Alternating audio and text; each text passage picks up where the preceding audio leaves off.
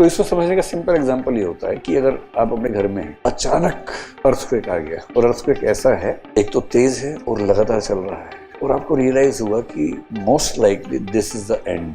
अब आपको अपने घर से भागना है एंड लेट अस अज्यूम कि आपके घर में आपके अलावा एक तो पेरेंट्स हैं जो 50s में हैं और एक दो घर में छोटे छोटे बच्चे हैं, आपके भाई बहन किसी के बच्चे हैं, 1 साल 6 महीने के बच्चे हैं। अब आपको जान बचानी है, भागना है। आप में से कितने लोग अपनी फैमिली या फैमिली के किसी खास मेंबर के लिए जरूरत पड़ने पर जान दे सकते हैं? हाथ खड़ा करें। हाँ, कौन को नहीं देंगे जान? हाथ खड़ा करेगा कि फैमिली में किसी को कुछ भी हो जाए हम जान नहीं देंगे। तो ठीक है, 10-15 लोग तो आए, इस पर हम लोग सहमत है? ठीक ठाक। आप में से कितने लोग अपनी फैमिली या फैमिली के किसी खास मेंबर के लिए जरूरत पड़ने पर जान दे सकते हैं? हाथ खड़ा करें। ऑलमोस्ट ऑल ऑफ यू, है ना? ये भाई साहब अपनी जान देने के बाद सबको देख रहे हैं कौन कौन जान दे सकता है। तो कौन को नहीं दे रहा जान, बताओ, उसकी जान लेते हैं। हाँ, कौन को नहीं देंगे जान? हाथ खड़ा करेगा कि फैमिली में किसी को कुछ भी हो जाए हम जान नहीं देंगे। तो ठीक है, 10-15 लोग तो आए।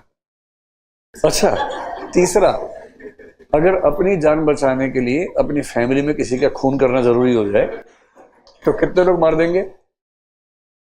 ऐसे में 3-4 लोग हैं। तो बहुत पीछे बैठे, उनको भरोसा है कि मुझे पहचान नहीं पाएंगे तो हाथ खड़ा कर लें। आगे वाले मन तो कर रहे हैं पर इसमें हाथ नहीं खड़ा करेंगे, ज्यादा खराब हो जाएगा। तो इंडिविजुअल फैमिली एक्सपीरियंसेस भी कोई चीज होती है, इंडिविजुअल फैमिली अटैचमेंट भी कोई चीज होती है। यही बात वो कहना चाह रहे हैं।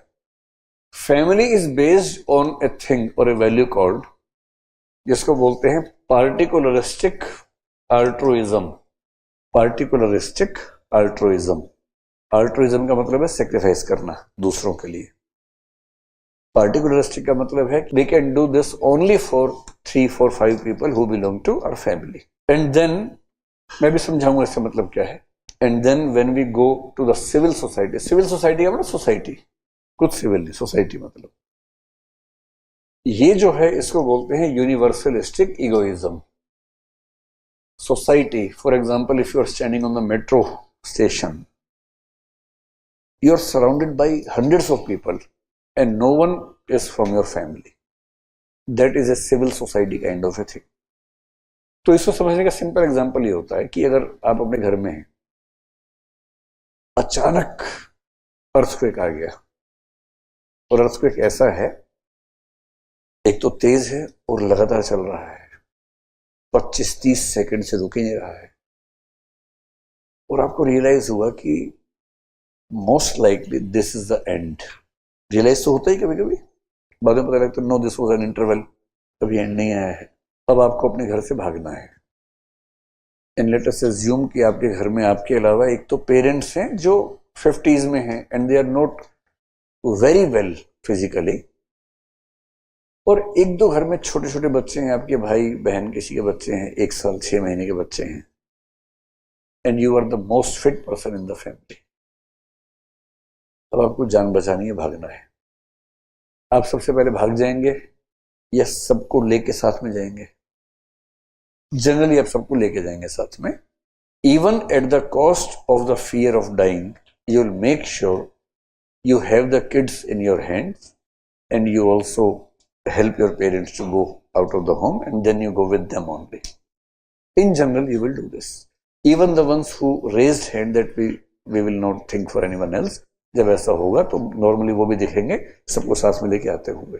अब दूसरी सिचुएशन है, आप किसी सरकारी ऑफिस में बिजली का बिल जमा करने गए हुए हैं। ऐसा होता नहीं आमतौर पर आजकल, लेट अस अज्यूम गए हुए हैं, या मेट्रो स्टेशन पे खड़े हुए मान लीजिए। इतने में अचानक अनाउंसमेंट हुई कि एक दो टेररिस्ट वहां पहुंच गए हैं, उनके हाथ में AK-56 लोडेड है और आप सबसे रिक्वेस्ट है कि तुरंत कोई ऐसी जगह छुप जाएं जहां नजर ना आए।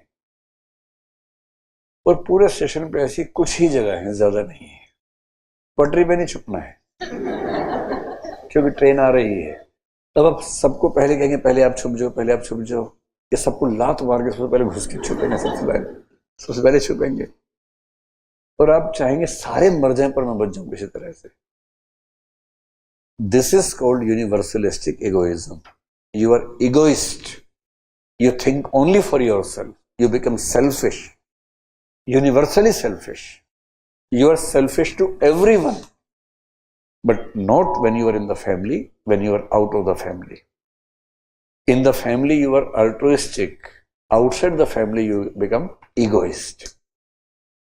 अब हेगल कह रहे हैं कि कोई ऐसी सिचुएशन होनी चाहिए जहां इन दोनों से अच्छी पोजीशन हो. And what can be a better position? इसमें से हम यूनिवर्सलिस्टिक ले लें, इसमें से अल्ट्रुइज्म ले लें, तो बनेगा यूनिवर्सलिस्टिक अल्ट्रुइज्म. एक ऐसा structure which ensures that altruism takes place with everyone, by everyone. And then he says, it is the state which ensures that in the society, universalistic altruism runs. तो ये सिस्टम है जिससे हम एक सोसाइटी को moral society, ethical society बना सकते हैं. So in the process of evolution पहले फैमिली आई, फैमिली से जब काम नहीं बना तो सिविल सोसाइटी बनी, जब इससे भी काम नहीं बना थीसिस हुआ, एंटीथीसिस हुआ, इन दोनों को सिंथेसिस क्या हुआ? State. And state ensured that universalistic altruism takes place and the society becomes a moral space to live in.